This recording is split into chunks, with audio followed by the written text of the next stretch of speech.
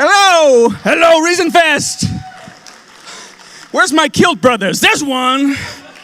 There's another one that's coming. Yeah, my name is David Fitzgerald, but tonight you can call me Kilpatrick. The lovely and talented Kilpatrick, joined by Greta, Christina, the Batman to my Robin, the wind beneath my waves. Yes, the eggs to your vegan bacon. Exactly.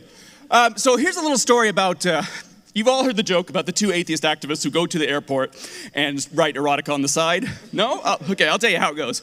So Greta and I are waiting in the San Francisco airport, where so many wonderful, miraculous things happen anyway, on our way to a Secular Student Alliance conference, I think it was. Happened to be on the same flight.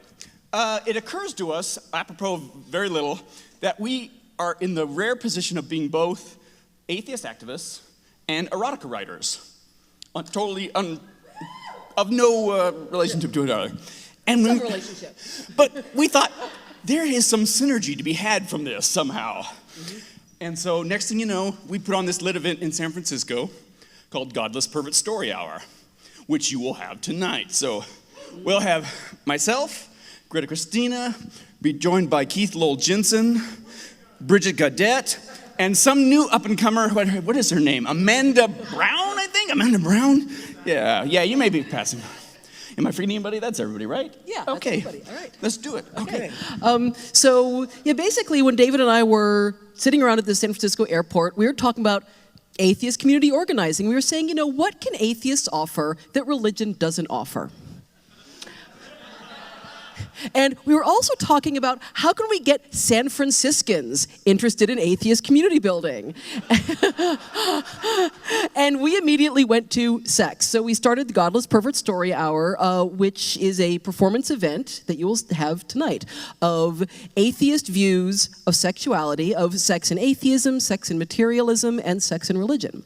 A few quick housekeeping notes before we get started, before I hand it over to David. First of all, this Godless Perverts Story Hour is about sex. It is sexually explicit about sex. There's going to be sexually explicit language about sexual topics. If you are under 18, please hang up now. This event is not for minors. Doesn't matter if you are super sexually educated, if your parents think it's awesome. Actually, that matters. That's awesome. You still can't be here. We hope to do these events some more, so come back in the future when you're 18. Number 2, this event is about sex.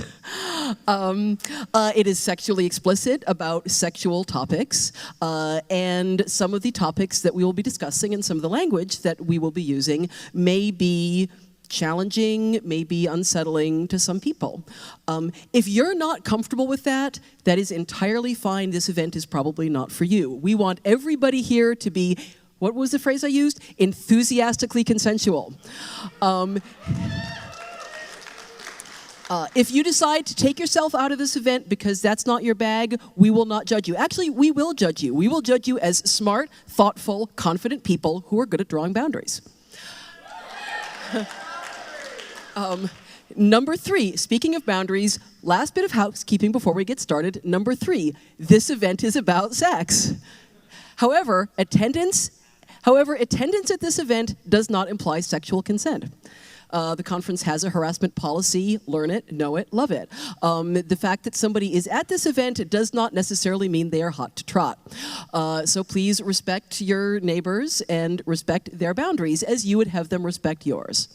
Just like Jesus said.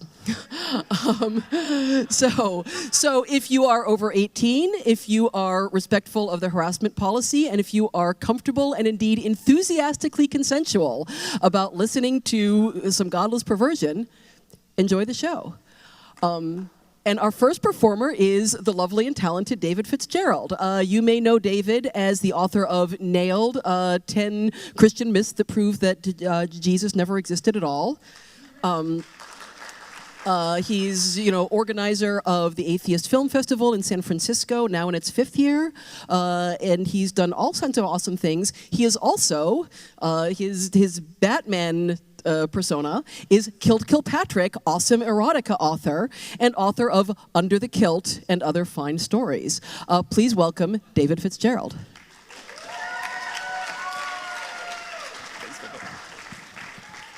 All right, let's see. I guess I'll have to hold this and do it stand-up style. Okay, this story comes from my anthology, Under the Kilt, which unfortunately, as about a half hour ago, is all sold out today. So we do have 3 books. Yeah, that is actually clap-worthy. I have one other Kilt Kilpatrick book that's an anthology that I co-edited, and it does have one of my favorite stories in it, and that's also available. So just keep that in mind as the evening approaches. So this story is called Later Days, Saints. And in a nutshell, I'm just not going to read the whole story because it's a bit long, but I'll give you kind of the gist of it and tease you with it a little bit. And it's the story of a Berkeley co-ed named Sabrina who gets a visit from 2 squeaky clean Mormon missionaries, and Satan makes it seem right in her eyes to seduce them. And here she is telling about it. And again, I'll be skipping around a bit, so bear with me a bit. It starts out like this. I know, this is the part where I go straight to hell. But honestly, can you blame me? Are you trying to tell me you wouldn't have done the exact same thing my place? Bitch, you're such a liar.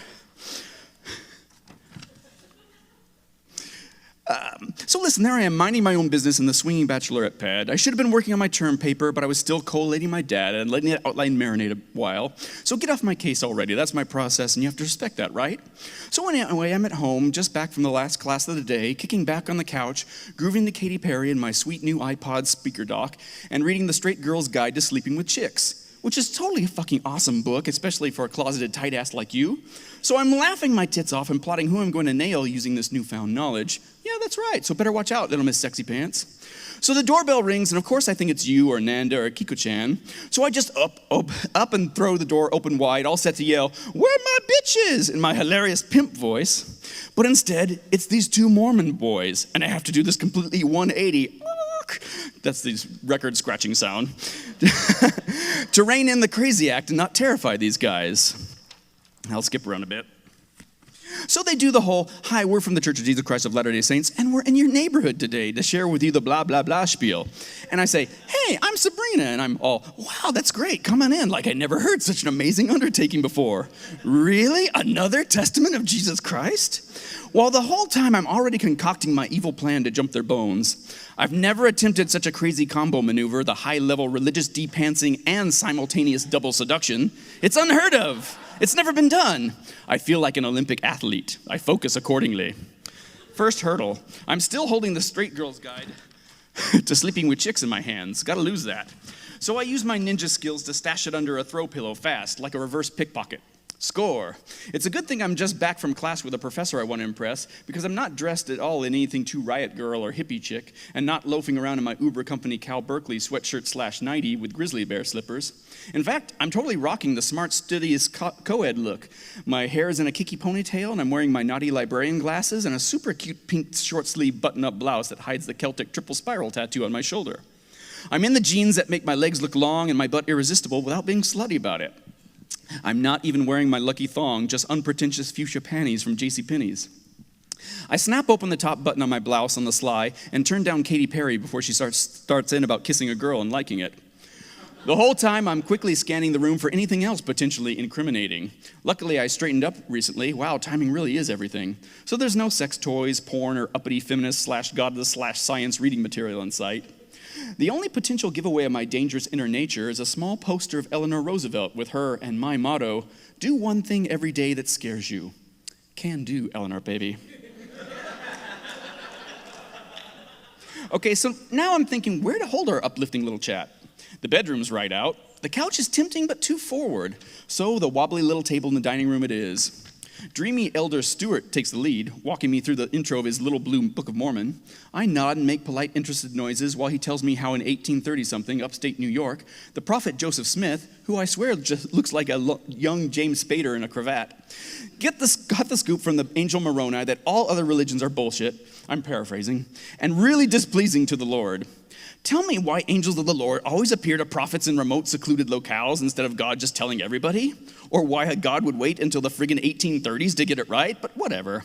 Bite your tongue and stick to the plan already, Sabrina.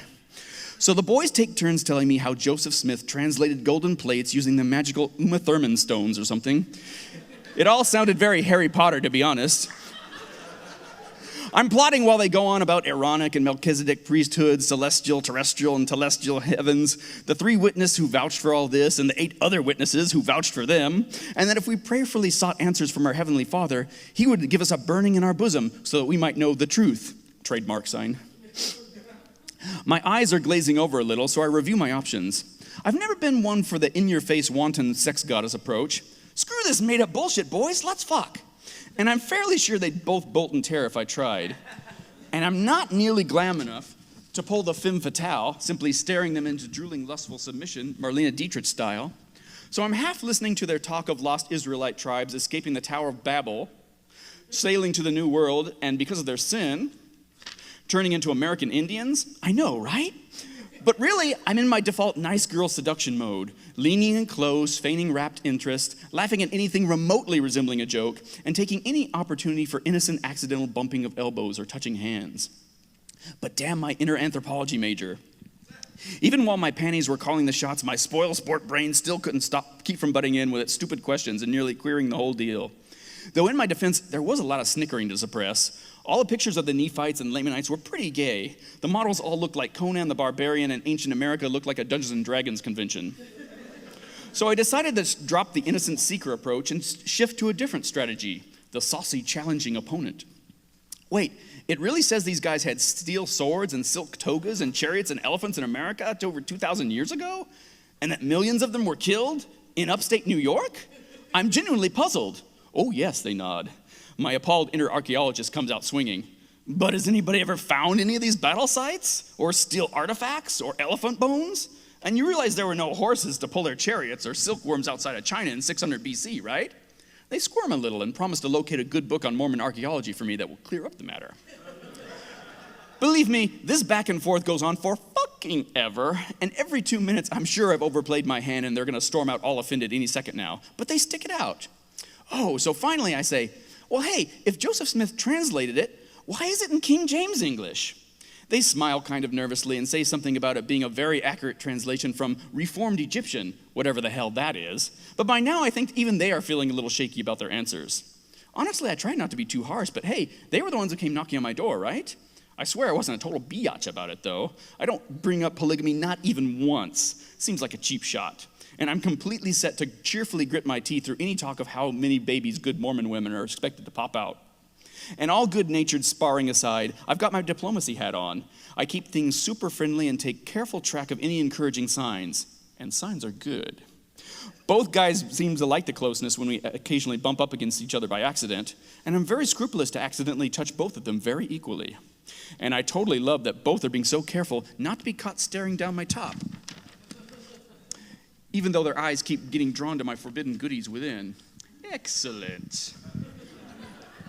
When I accidentally contemplate out loud that it would be easy enough to check if American Indians and Jews were related with DNA evidence, they turn a little pale, and that's when I think, okay, cool it, Brainiac.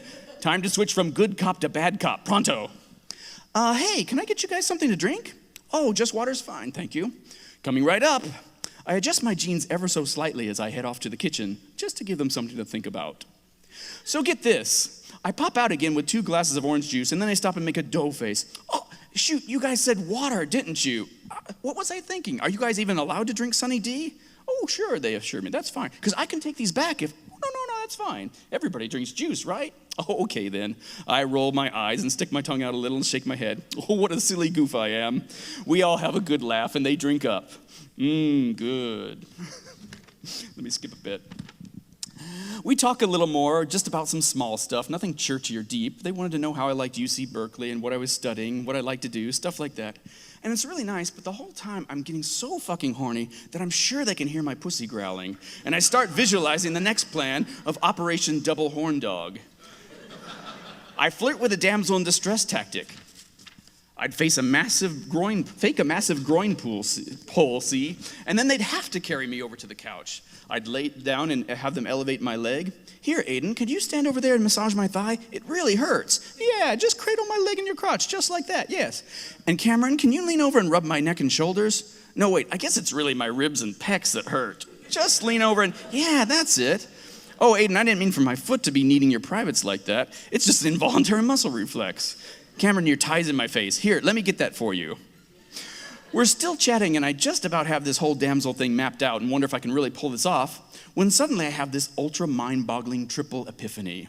It starts when they'd said something about having to go visit so many houses in a day, and I start to make up some total bullshit like, oh, I wouldn't bother worrying about the rest of the neighborhood. They're all Baptists and Hare Krishnas. No need to waste your time hunting there. And then whammo, I realize, hey, these guys have been here for over 2 hours already. They've totally blown their day's schedule. And then it hits me, wait a sec, they've got to have strict rules against male missionaries visiting unmarried young girls unchaperoned or something. I realize these guys are already totally breaking their rules. And once I realize that, I get this incredible, bright, shining, beautiful burst of transcendent certainty. I can totally do this. These 2 gorgeous men children want to be seduced. I know it with a deep, burning bosom, deep, divine burning in my bosom. I am so gonna nail both of these Mormon boys. Should I keep going?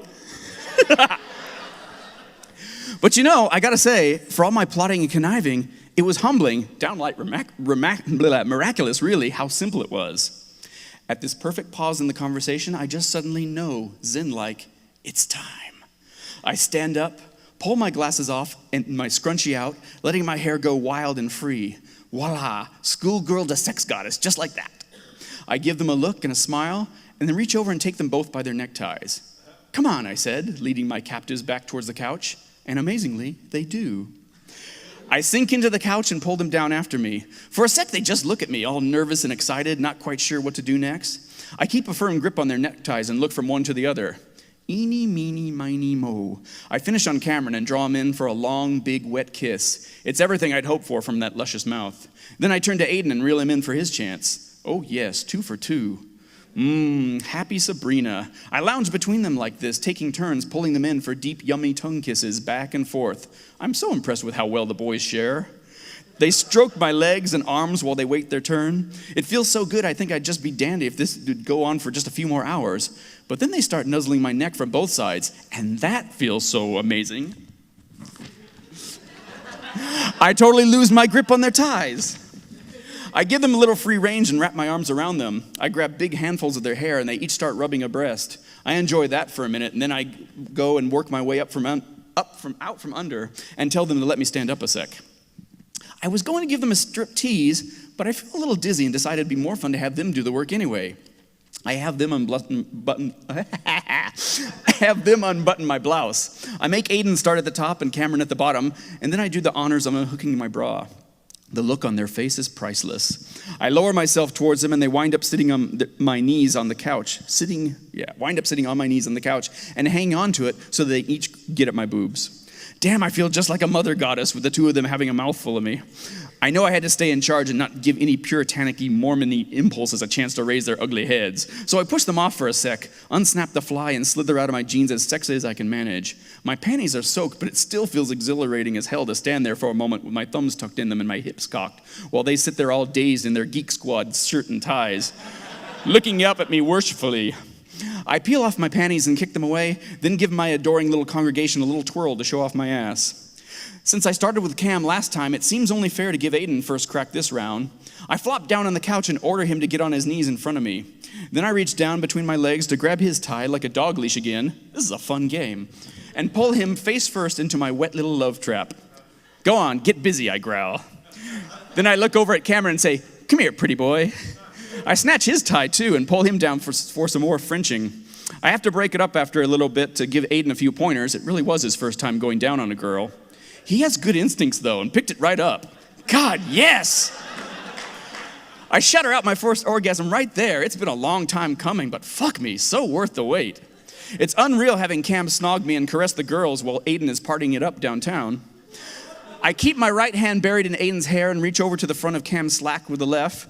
I ran my palm down the stiff bulge there, nice, and let it slip down through and hook around to totally cop a feel of that sweet little butt of his. Another minute of that, and then I make them switch places. Tough but fair. Cam doesn't disappoint on his oral exam either, and I'm all over Aiden's junk like it was a Braille book. It feels high time to raise the nudity quotient in the house, so I take my tongue out of Aiden's mouth and bring Cam up for air. I get them in close so I can let him in on a little secret.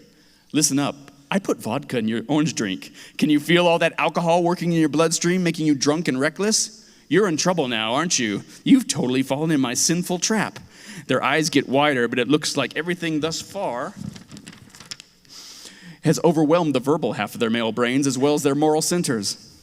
I snake my hands down to caress their cocks through their trousers. And tonight you're going to do what I tell you, aren't you? They look anxious looks at each other. Don't look at him. Look at me. I want to hear you say it. First Cameron and Aiden croak out, yes. Yes, what? I glare. We're going to do what you say. And that's only half the story.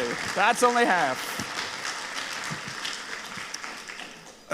Now, somehow, and I blame Bridget Gaudett for this, and I blame Shelley Segal for this. I completely have lost our schedule of who's going next.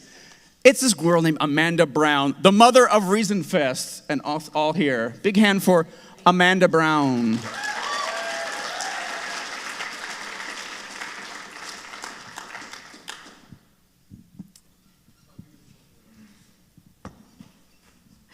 All right. I'm going to read you a story, and I'm going to try and read it as fast as humanly possible because it's 5.5 pages long. So, on a warm October night in 1986, a beautiful baby girl was born. She was smiling from the moment she entered this world. Her parents had their problems, like any other married couple, but one big one was her dad was gay. Now, she would live between two homes, one with more love and acceptance than she could ever hope to imagine. The other would turn out to be her worst nightmare. As the days went by and she turned 5, going to church on a weekly basis became a regular thing. She would excitedly enter the building, ready to sing songs and with her friends and play games. Then one day, her pastor decided he needed alone time with her. She didn't really know why, and she didn't really want to leave or have alone time with him, but she was told to respect her elders, so she went ahead and went in his office with him, and he shut the door behind them. He had her sit down on the couch next to him. She didn't know what he wanted to talk about, but she was content with her pastor, so she didn't have any fear.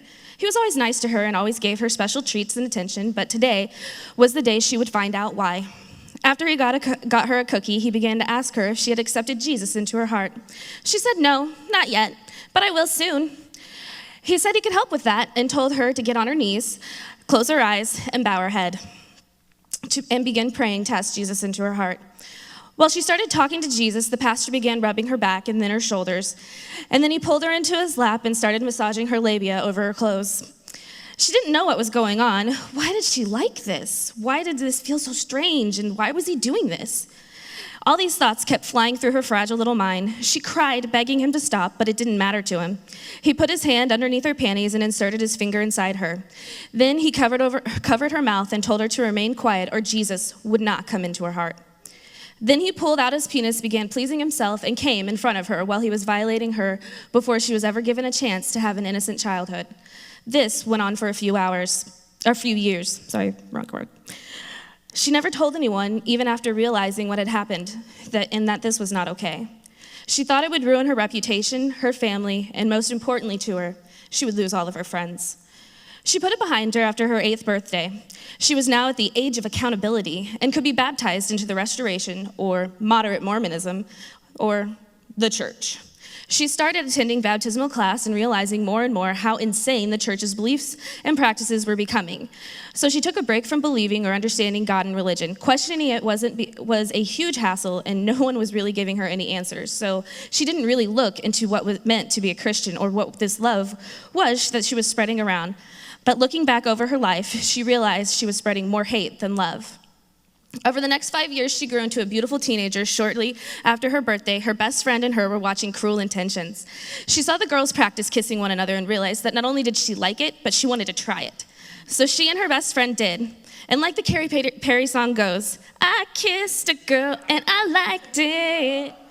She realized at that moment how much she was attracted to both men and women. She began to become very confused. Her religion told her that this was wrong and that she needed to control her lust for not only women, but for men and masturbation and, well, anything sexual. She couldn't touch herself because it made baby Jesus cry. She couldn't kiss boys because that would make God angry.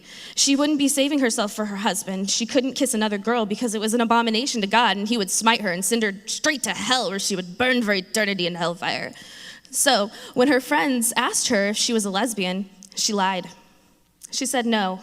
She made her best friend who had made out with her look like a fool. Looked like she was the one with the crush on her, not the other way around, and that this friend was so disgusting for suggesting that they had kissed, she was no longer her friend and should be shunned. Her best friend attempted suicide 3 weeks later, saying bullying was the reason, the bullying that her best friend had started. Now she's 15 and a half and loving her new freedoms and abilities now that she was older and more trustworthy. Her mother this entire time had been ignoring her, using her as a prop, making her grow up in bars, choosing guy after guy over her and her needs. She never spent time with her and made her childhood a living hell full of verbal, physical, and mental abuse from the men she would choose to introduce into her life. One day, her mother decided to get remarried to a man who had a criminal history of statutory rape and alcoholism. Although he never tried anything with her, he would stare, make comments, and make living there very uncomfortable. One summer night, she went over to her stepdad's brother's house where all the adults were drinking and smoking and having a grand old time, while the children played, talked, and hung out in the back bedroom. There were 4 of us, but we didn't know each other very well. Her stepdad's brother's girlfriend's son, or cousin-in-law, decided that he was going to take advantage of the situation and violate this poor girl. He coaxed her into the computer room to show her a cool video he had found.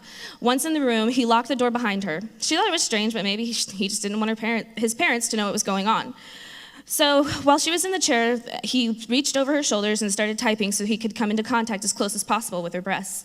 She began to feel uncomfortable and tried to walk out of the room. He pinned her against the wall, ripped off her halter top, pulled off her shorts, ripped off her underwear, in what seemed like less than a second. He threw her on the ground, on her back, and held her arms down while he used his other arm to get her pants off. She tried screaming, but he would just slap her or cover her nose and mouth to the point where she would nearly pass out. Then her biggest fear came true. He put his penis into her virgin vagina and began fucking her so hard that she was screaming for him to stop. No one heard, no one came, and no one stopped him. A house full of adults somehow couldn't hear the blood-curdling screams from the back bedroom. He didn't take long, but it felt like a lifetime. He came inside her, got up, itched his nose, buttoned his pants, and left, as if nothing happened. She told her mother, but her mother retorted back to her, "Well, what did you say that made him think he could do that? You were wearing slutty clothing. Why else wouldn't he do it?" In that instant, the last shred of respect and love she had for her mother disappeared. She didn't want to spend one more moment with her, but knew that it wouldn't matter. 2 weeks later, she was forced to face her rapist, apologize to him, eat a meal with him, and then pretend as though it never happened. She began distancing herself from her mother more and more, but it wasn't enough. She just couldn't feel safe around her mother. A year and a half later, at 16 and a half, she had pretty much healed from the experience, at least she thought she had, and was ready to have sex on her own volition for the first time. But she didn't want it to be with just anyone. She knew her religion forbade it, but she needed to try it just once so she could fit in with the cool kids and not be left out. Nor would she ever have to explain how she is not technically a virgin and yet still was. So who was better than her best friend? Her best friend that she had known since kindergarten. He lived down the street from her, and she thought he would be a great person to give her virginity to. Someone she wouldn't mind remembering for the rest of her life. So she did it. But it wasn't magical, it wasn't painful, it was quick, boring, laborious sex. He didn't even take off her pants all the way. He got them down to her ankles and just crawled through her knees, so eager in the act that it was almost unattractive. Hold on, let me fill you in here. This was probably the funniest time any woman has ever had to go through. He began by fishing gummy bears and goldfish out of her bra, so that way you could get that foreplay started. That's right, guys, gummy bears and goldfish. Which then led to kissing, making out, heavy petting, oral sex, and then, of course, the wonderful tunnel of love sex. He was horrible at it. It was a waste of her time, and she was ready to find something better than what had just happened.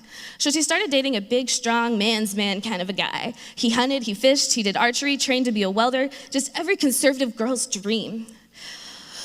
But he had one fatal flaw. He had a very bad temper, and was a very jealous man. He would hit her nearly every day, for not doing something he wanted quickly enough, or if she disagreed with him on an issue. But the most hurtful to her was when he would rape her nearly every night before she would go home. If she didn't give in to him, he would force her through threats, physical force, and verbal abuse. She tried to leave several times, but was unsuccessful until a tragic night when she was 17. The best friend who she gave her virginity to took her to a party. She realized quickly that something had to be wrong. It was only her and 5 other guys at this party. But oh well, she thought, I'm with him. He won't let anything bad happen to me. He got her a drink, orange juice and Everclear, but that wasn't all that was in it. It was also full of the date rape drug.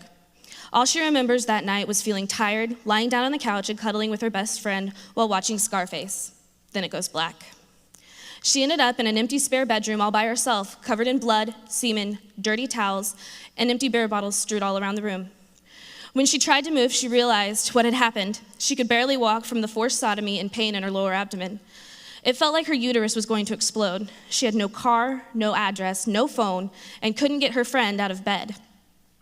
Finally, after begging for a few hours, he took her home. She immediately called her abusive boyfriend, thinking he would get jealous, track the guys down, and do something to them, mangle them, kill them, maybe have to go and hide a dead body, something. But instead, he just called her a slut, a whore, a cunt, and a bitch for letting it happen. He said if she would have just came to his place last night, then it would have never happened to her. She wouldn't have been raped. Later that day, she found out more of what happened. She had been violated by beer bottles, a wooden broomstick handle, 5 different men, one of them being her best friend, and left for dead in the back room. The only reason she found out what had gone on was because there was a guy who felt remorseful. He tried to stop it, but he couldn't. He didn't know what to do. They were all his best friends, some of them family members. He wanted to condemn them for what they had done, but didn't know how to go about doing it. Wasn't willing to testify. After crying and sleeping for 2 days straight, she finally tried to take her life back. She began controlling every inch and every moment of her life until it began to become irrational and unnecessary. She developed an eating disorder, changed to a private Christian school, and started speaking up against discrimination and violation of other women, LGBT rights, and other issues. The Christian school didn't last long. She tried to fit it in, but she just couldn't. No one really liked her there, and they didn't want to have anything to do with her. The greatest example she has of this was during those last 18 months is when she was finally gaining the courage to tell her youth pastor about the rapes. Of course, he was astonished and wanted to know how he could help. She said nothing. Just listening to me has helped enough. The next evening at church, he called her up on stage and began telling everyone of the account of her story. How many men had raped her, that she needed God's healing and mercy to become pure again so she could marry a good man, and that she was going to be something remarkable one day because God had told him so. He then did a special communion, laying on of hands, and had everyone in the room pray for her to feel better and to learn to love Jesus, to learn to love Jesus more, and to not put myself in compromising situations. She was devastated, horrified, and humiliated. But worst of all, her friends no longer would talk to her, sit near her, or even invite her to their houses. She now had a plague of sin from being raped, and no one wanted to catch it. She left the church and decided to move on with her life. She was getting so tired of having to be perfect, always having to do the right thing, and taking care of everyone else around her instead of herself. She started drinking heavily, developed a nasty narcotics habit, and was going down a path that was leading to eventual death, most likely suicide. But even while dealing with all of that, she never stopped trying to speak up for the little person. Religion was becoming more and more of a battle than a comforting place. She began going less and less until she stopped altogether due to having committed herself to too many projects at once. She fought for her GSA at her high school after a gay bashing incident happened. She helped children understand what bullying was through writing and singing a musical to stomp out bullying. She was a counselor at her high school for moderating problems between classmates and even held a support group meeting for other people who had been raped. But she never told anyone that she had been raped. Not after the police didn't believe her, not after her mother wouldn't believe her, and especially not after the church incident. She thought she was doing great. Yeah, she had an alcohol problem and she was on drugs, but she maintained a 4.2 GPA all throughout high school, and no one seemed to even notice. No one noticed the cuts on her arms and legs that she had given to herself to not have to feel anymore. No one noticed she hadn't eaten in days, but was somehow surviving. She didn't want people to think about her or how to fix her. She wanted to heal the world, making life for other people the way she wished her life had been from the very beginning. Now, I wish her story ended there, but it didn't. She went to college, where she was brutally raped. The man stalked her, broke into her dorm room, ripped her clothes off, broke her nose, and just left her there like yesterday's garbage. She fled the campus, only to be led into another bad situation where she was taken advantage of in her time of need by a friend. The one she chose to confide in, the only one. He got her drunk, had sex with her, and when she couldn't fight back, he kicked her out of her house shortly thereafter. No one knows why he did this, but he did. Then upon arriving at KU, she was raped again, but it was a consensual sex situation that led into rape because the boy wouldn't stop after she asked him to. Next was a blind date where she was raped and didn't fight back out of shell shock and fear. The cherry on the sundae for her was the most recent occurrence. She was raped at a place she never thought it would ever happen. She was raped at an atheist conference by someone who had said, "Rapists disgust me and should all have their dicks cut off." He took advantage of a situation where she was compromised due to new medication and to drinking alcohol at the same time. She had to get a restraining order against him, and this time, after a suicide attempt, she decided to stand up for herself. She was an atheist now. There was no religion telling her that she needed to be perfect like her Lord God in heaven was perfect. There was no reason she had to cower and let him get away with what happened. He deserved to be punished for what he did, and she was going to make sure he did. Then, after reporting every detail to the police, they did nothing. It was too difficult of a case, they said. They didn't investigate it. They didn't even give it a second look. Here she was, falling to pieces, and they didn't care. She thought about bringing them donuts and coffee, but she decided they wouldn't appreciate that. Now, I'm sure most of you are probably wondering who this girl is. Why didn't I just spend the last probably 10 minutes, because that probably went long, talking about some girl that I wouldn't even give a name? I didn't give her a name because she is dead. That girl will never be alive again. She was put to rest when she left religion and finally took the final step of standing up for herself. Yes, that's right.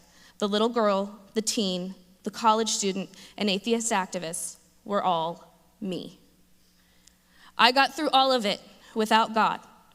I didn't need an imaginary friend up in the sky telling me what to do. He was not real. It was ridiculous. God drowned a kitten every time you masturbated, cried when you were lustful, got righteously angry if you kissed someone of the same sex. I finally realized that to be perfect as our Lord God in heaven is perfect is like trying to hang clothes on an invisible clothesline, an unachievable task that no one should ever attempt to make. I'm a better person now than I ever was as a Christian. I don't pray for help. I ask for it from my wonderful friends and family who have grown to love me and accept me for who I am. I am stronger now than I ever was with God. Becoming an atheist literally saved my life. I became more than a leader, but an example of what a single human being can withstand in a single lifetime, or even less. I'm only 26 years old now, but I hope by speaking up and speaking out on this subject, my daughter will never have to feel the way I did. She will always feel and believe she has value, as we all do, because we make a difference in this world. We matter because of other people needing us in their lives, not because there is an angry, perverted sky daddy watching over our every move, especially each time we have a lustful thought or engage in a sexual act. If this Abrahamic God supposedly made us in his image, and to worship him, wouldn't that make him a power-hungry control freak with a large fetish for voyeurism, sadism, and psychological torture? We must all remember to accept one another for who we are, not our sexual preferences. For when we do, religion will finally be dead.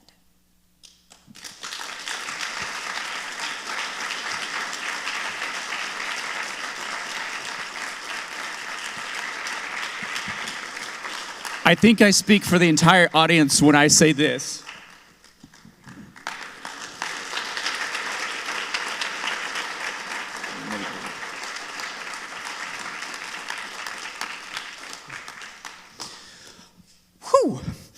Our next speaker is one of the founders of Secular Women and the marketing development director of Foundation Beyond Belief, but she is probably best known for her my undefiled, the delectable Miss Bridget Gaudett.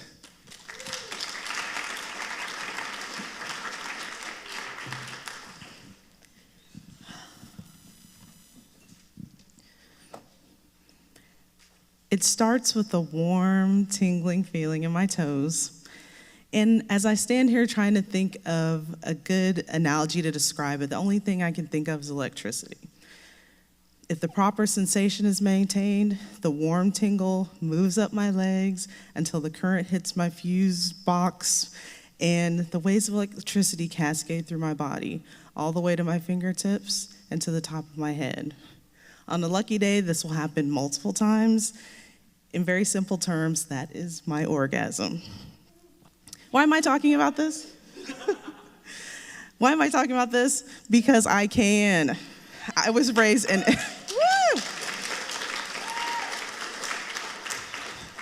I was raised in a very religious, high control group. You've heard of them, Jehovah's Witnesses. When sex was brought up, it was about the don'ts of sex. Don't have sex before marriage, don't masturbate, don't have gay sex, don't have oral sex, don't have sex with somebody you're not married to, which excludes threesomes and orgies. And then they quoted disturbing scriptures like Ezekiel 23:20, which says, "She lusted after her lovers, whose genitals were like those of donkeys, and whose semen was like that of horses." So yes, one of my first lessons on sex involved donkey balls and horse semen. I remember having the birds and bees talk with my mother, but all it really consisted of were boys have penises, girls have vaginas. I don't think she even touched on the actual mechanics, how the penis and vagina work together, or for that case, how vaginas and vaginas work together, and penises and anal sex and all that. So, but you catch my drift. Of course, gay and lesbian sex was discussed only to the point of saying that it was sinful. I was also told that masturbation is a no-no, but I didn't really get a clear explanation of what masturbation was. I was so sheltered that I didn't even know until I was a teenager that I even had another hole down there and had no clue about the joys of the clitoris. When my mother had the talk with me, she said that I was never supposed to touch down there except for when I went potty or bathed, and to never let anybody else touch me down there. I was actually too young at the time to even know why a person would do that, but it wasn't my job to ask questions. And it's really a parent's job to preemptively address things like that, feelings like that, when they eventually come up. Unfortunately, when I got older and started to have urges, I was completely ignorant as to what I should do about these feelings, both physically and psychologically. This is what religion does to a lot of young people. We're taught to wait until we're married to have sex. Then we go into the situation completely unprepared for what's going to happen. And I'm not just talking about condoms and bodily fluids, which I was really surprised about once I did it, but also the emotions. Lots of us aren't exclusively heterosexual and are sexually fluid with our orientation. Sorry. I was a devout Christian. I wanted to save myself from marriage, even though at age 21, I found myself very horny. I moved out of my parents' house that year and remember seeing my first porn, hallelujah to the internet. Sadly, though, aside from the horse semen scripture and my mother's inadequate sex talk, porn was the first real sex education I had. I don't know if it was my age or the freedom of not living with my parents, or if it was the fact that I started college that year and find myself around men, but my libido shot through the roof. Along with my secular, pardon the pun. Along with my secular education, my sex drive is another big reason I became an atheist. I'm slightly embarrassed to say that at the end of 2001, I was more concerned with sex than I was with God. But I assumed I would repent later and all would be well. So I did it, and it was wonderful. Orgasms were fun, and I wanted a lot of them. As luck would have it, I met a nice atheist man who was cute and also brilliant. I wasn't concerned with his disbelief in God because, as a Jehovah's Witness, I'd convert him later. That obviously didn't work.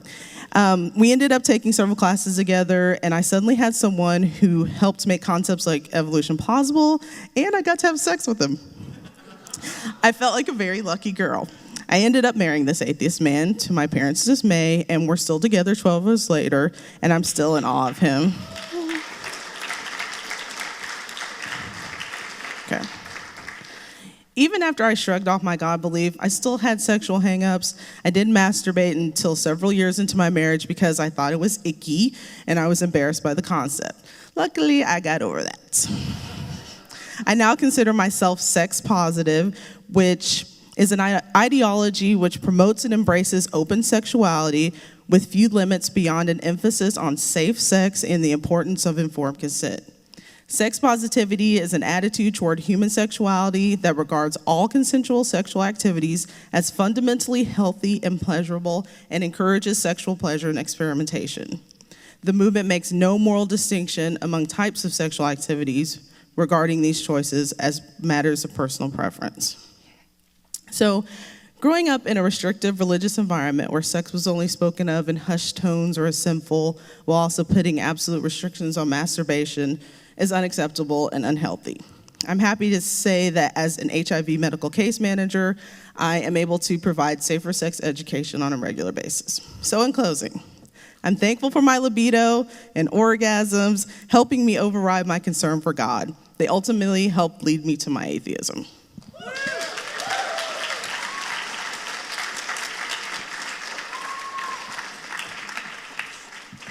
Bring it back. You know, there's very few people in the world that you can say, this person needs no introduction, but here's one, because there is only one Greta Christina. Hi. Hello again. So this is a piece of fiction. It's from my erotic fiction collection. Let's just call it what it is. It's from my porn collection, which is called Bending, Dirty Kinky Stories About Pain, Power, Religion, Unicorns, and More. Currently available on Kindle and Nook and other ebook formats. This story is from, unsurprisingly, the religion section. And it's the first piece of gay male porn that I ever wrote. And it's called The Rest Stop. He pulls his pickup truck into the rest stop. It's 1 a.m. on a weeknight. The rest stop isn't a happenstance place where he's stopping to catch some sleep before moving on. It's his destination. Nobody else is there yet, but another truck that had been behind him on the highway pulls in after him. He ducks his head, prays to God for forgiveness, then flashes his lights. A specific sequence of shorts and longs, signaling what he's here for. Signaling generally, and then more particularly, what he's here for. A sequence he now knows intimately. A sequence he sometimes has nightmares about. The truck behind him flashes back. He gets out of his truck, goes into the men's room, walks over to the metal sink. He bends over it, braces himself with his hands. He waits. He tries to pretend that he isn't here for what he's here for, that he's just pulling over at a rest stop to wash his face, and that what's about to happen will be a shock, nothing he planned for, against his will. The fact that he has inserted lube into his asshole with a syringe makes this pretense impossible. He waits. The man walks in behind him. He shudders, more in fear than anticipation. He knows that the man could be dangerous. Bad things, worse than what he's already doing, could happen. Bad things have already happened. He's been hurt. Some of the men are rougher than he likes. He's been torn before he learned about the lube. He's had his wallet stolen. One guy took off his belt and beat his ass with it before he fucked him. The guy must have gotten his signals wrong, or maybe he just didn't care. Maybe the guy was a genuine psycho. He stood there, bent over at the sink, and took it. He hadn't been belted since he was a kid. It hurt like the fires of judgment. Tears poured down his face as the belt landed on his ass again and again, and he gripped the sink tighter and gritted his teeth and let it happen. The man finally pushed his cock into him, and the burning pain on the skin of his ass felt clean, like it balanced out the sinful shame of the hard cock he'd invited inside. He felt like he deserved it. He felt like maybe God would have mercy on him on Judgment Day if he remembered the welts that were on his ass when this man's cock was pushing inside it. He never used to get off on pain and shame. As sick as he was, as sick as he knows this thing is, that was never his sickness. But now, after years of getting fucked too hard in rest stop bathrooms, his body has been trained. The shame he feels about his lusts and the repulsive places he goes to fulfill them, and the disgraceful, sometimes painful things he lets happen to him are now hopelessly tangled with the lust itself. The night that he got beaten with the belt, he went on the internet afterward and looked up the headlight code for "beat me first." He hasn't used it yet, but he always thinks about it. This man, tonight, now comes up behind him. The man sets a hand on his shoulder, warm, weirdly reassuring. Then the hands come around his waist and undo his belt and pull down his trousers and his shorts. He feels the familiar throb in his cock, and the familiar shame, as his ass and his cock are exposed, and this thing he's doing becomes unmistakably what it is. He spreads his legs and waits. The man clears his throat. Oh, Jesus, have pity, no, a talker. Usually all this takes place in total silence, but some of them like to talk. They tell him what a slut he is. They tell him how he likes their big cocks in his pussy hole. They tell him fantasies about the disgusting, perverted things they want to do to him. He desperately wishes they wouldn't. He feels like he has no defense against their words. His armor is down. He is bent over a men's room sink in a filthy rest stop with his pants pulled down, getting fucked in the ass or about to get fucked. And whatever they say goes right into the core of his soul. The man speaks. God, I want you. You are so fucking hot. Do you know that? Such a tight little ass and such tight wiry legs on those gorgeous hands. You are amazing. I want you so much I can't wait to fuck you. The words are painful. The man's admiration makes him flinch more than any filthy fantasies he's had to listen to. The words make him feel like he doesn't want to think about what they make him feel like. The voice is faintly familiar. Someone from local TV or radio, maybe. It wouldn't be the first time. The voice goes on. I love how dirty this is, don't you? I love that all over the world, men are having dirty fantasies about this, and here we are actually doing it. It's so fucking hot. He feels the hands on him again, on his bare ass, squeezing and fondling. He braces himself and spreads his legs wider. But then the hands wander, down to caress his thighs, up and over to rub his shoulders, pulling his shirt up to play with his nipples and fondle his chest. He hates it when they do this. It makes him feel he doesn't want to think about it. Like a faggot. The word jumps into his mind and won't be pushed back. He despises it. He struggles against it.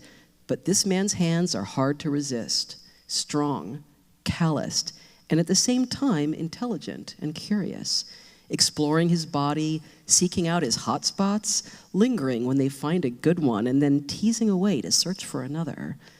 He shudders. He normally just stands still and silent and lets himself get fucked, but he can't help it. He begins to moan and to squirm. God help him, he wants this so much. God, I want you, the man says. Say it. He shakes his head. He can't. He'll come here, he'll flash the lights, he'll bend over the sink and offer his ass to be fucked, but he can't say out loud that he wants it. If he does, he'll be lost. The man's fingers toy at the opening of his asshole, teasing, lingering, making him squirm and buck. Come on, say it. He feels like he's drowning. He clutches on to the last shreds of his soul, keeping him afloat. The man's fingers are circling his asshole, widening the rip in his life raft, pulling him down. He struggles and sinks. Please, he says. Yes, I want you. A finger goes in, not even an inch, then pulls out again. You want me to what? Say it. Tell me what you want me to do. His mouth is dry. I want you to fuck me. The finger goes in deeper. A second one joins it. Say it again. Keep talking. Tell me that you want me. Tell me what you want me to do. He's falling now, and the momentum of his fall makes every word come easier. Please, he says, please keep fingering me. And then, fuck me in the ass. Please, slide your hard cock into my asshole. God, I want your cock in me so much. Please, fuck me. Make me come with your cock deep inside me. All the words he could never say out loud, all the words he could barely stand to think, he says now to this man. He knows the words are dirty, but they pour out of him like a fire hose of clean water clearing out a sewer pipe. The man fingers him and then slides his cock in, gentle and nasty. The words gushing out of him begin to mix with moans and gibberish. He reaches down as he babbles and grips his cock. He never does this. He always waits for the other guy to jerk him off, or he waits for the guy to leave and jerks himself off in the toilet alone. But now he licks his hand and strokes his cock, still begging out loud for the fucking that he's getting, matching his rhythm to the cock stroking inside him. The guy starts to talk again. Yeah, that's right. Jerk yourself off while I fuck you. That's good. That is so right. God, they are both gibbering now, talking over each other, their words and grunts overlapping, intertwining. He feels the man straining and then coming, the careful, seductive rhythm switching to a hard frenzy deep inside him. It triggers a blown fuse in his brain. His moans rise in pitch to a wail of despair, and he comes into his hand, the man's cock still inside his ass. His cum drips off his hand onto the foul rest stop floor. The man takes his hand and squeezes, smearing the cum onto both of their fingers. The man pulls out of his ass, tugs on his hand, and turns him around to face him. He's never looked any of these men in the face. He looks at this one now. Fuck. He knows him. Paul, from his parish. Paul, who he sees at church every Sunday. Paul, whose mother is on the church building committee with his wife, Adele. A few years younger than him, solid guy, good looking. Everyone always wondered why he didn't marry. Christ, that's why his voice sounded familiar. Merciful God, he thinks, please forgive me. Paul seems oblivious to his horror. Paul gives him a wide grin, happy and unsurprised. I saw your truck pull in, Paul says. I recognized it, but I couldn't believe it was you. I've been looking at you for so long. I never thought, my God, I so need to see you again. Not here. When can we meet? There's a motel down near the city. They won't care. A place I know about. He shakes his head. This was bad enough already. He can't go any further. He can't go there, to that motel, with this man that he likes, with this man whose name he knows. He can't be what this man wants him to be. I'm sorry, Paul. No, I'm not a faggot. Every man who has ever fucked him here, who has said anything about it at all, has said that they're not a faggot. The man who beat his ass with a belt before he fucked him said afterwards that he wasn't a faggot. Paul strokes his cheek, looks at him with pity and compassion. Yes, you are. You're a faggot. You are a faggot, Albert. I am a faggot, and I want to see you again. I am a faggot. I am a gay man, and I want to suck your cock and play with your nipples and massage your ass until you beg me to fuck you. I want you to tell me every sexy thing you've ever thought about, and I want to do it with you. Albert, you come here. You must have been coming here for I don't know how long. You're a faggot. I'm a faggot. Who cares? When can I see you again? He'd been right. The man was dangerous. He has just been fucked in the ass, and his pants are still down, and he has no defense against Paul's words. His armor is gone. The words that Paul is saying go right into the core of his soul. He is a faggot. He reaches out to grip Paul's hair by the back of the head. He leans in and kisses him, soft and deep. He can feel Paul's surprise and joy spring up in the man's body like a sapling. He clutches Paul close and presses against him, and their softening cocks rub together along with their tongues. He has been coming to this place and to places like it for 13 years. He has never kissed another man before today. He finally breaks away. Wednesdays, he says. I usually come here on Wednesdays. Tell me the name of the motel.